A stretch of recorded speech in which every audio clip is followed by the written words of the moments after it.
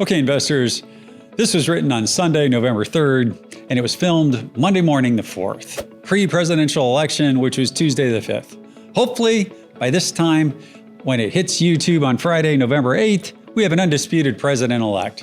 Last week, I did a thought piece on potential stock market outcomes if Donald Trump were reelected. This was not a prediction or an endorsement, but I did it, given there were so many similarities in interest rates, volatility markets, and public media outlets to now and to 2016, when Donald Trump was a surprise winner.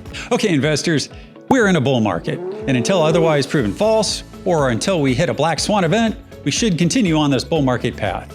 The economy is growing between 2 and 4% in real terms. Inflation rates have dropped back between 2 and 3%. Historically, this is the definition of Goldilocks in the stock markets, and historically, these are the data points achieved in bull markets. Not too hot, not too cold, but just right. Take a look at the same table we presented last week with returns under a party sweeping the presidency, House, and Senate over the next 2 years. Contrary to most people's thinking, historically, sweeps have not been disasters for the market. In fact, GOP sweeps have been slightly more favorable than Democratic ones. And over a 4-year presidency, the best average annual returns have actually come under a Democratic president and a GOP-controlled Senate. Take a look at the 4-year annual return data as compiled by Fidelity. No guarantees, of course, and past performance is not a guarantee of future result, but that has been the data over decades. Okay, but Chris, this time it's different. Folks, I've heard that one every year for 6 years at Oak Harvester Group, and ex the COVID collapse, it really hasn't been different this time. Yes, the excuses are different after the fact, but the outcomes have been extraordinarily good. So many might say, hey, the best is behind us. I recall hearing that in October of 2022, and then again in October 2023, right near the lows. History says don't bet against this market going higher only because we're up around 20% year to date. Why? Because the good times usually trend in the economy and in the markets. Strong first half stock returns usually lead to strong finishes.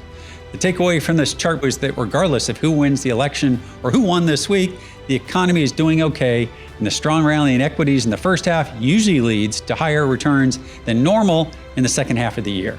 And yes, no one wants to hear that a sell-off in late July caused by the Japanese yen carry trade unwind was likely the best opportunity to add to their longs before year-end, but given how volatility spiked back then, it shouldn't be that surprising. Take a look at Charlie Bielow's data, which shows the best returns for the S&P 500 during the first 202 trading days of the year and what happened through the end of the year. He's always got great stats. This data goes all the way back to the Depression. As you see, it's very rare to have a down return in the fourth quarter after a strong first 9 months. In fact, only 2 times out of 19 years shown have returns been over 19% for the first 3 quarters and then had a down fourth quarter. Those years, 1943 and 1983.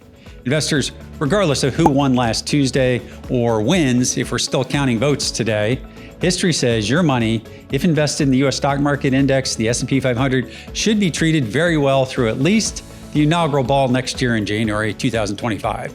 We're just now entering the seasonally strongest 3-month period for stocks, and historically, markets top in December or January most often, as shown in another great chart from 314 Research. I don't know who won the election as of this filming, but when I step back and rationally think about the 2 highest likelihood outcomes, while our candidates might not have won, our investment dollars, if invested in the U.S. equity markets, are likely to continue to be very well rewarded into late January of next year at the earliest. It's been a secular bull market since around 2011 and a cyclical bull market since the cyclical lows in October of 2022 pivot higher after the first half of 2022 cyclical bear market.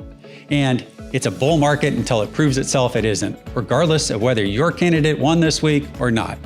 And investors, as Martha Stewart says, at least for investors, now that's a good thing. If you're uncomfortable with a wider range of possible equity outcomes, the Oak Harvest team has launched a new strategy that retains the ability to go long stocks, short stocks, as well as buy partial hedges and a shock absorber for your stock portfolio. You can find information on this new strategy of ours at oakharvestfunds.com.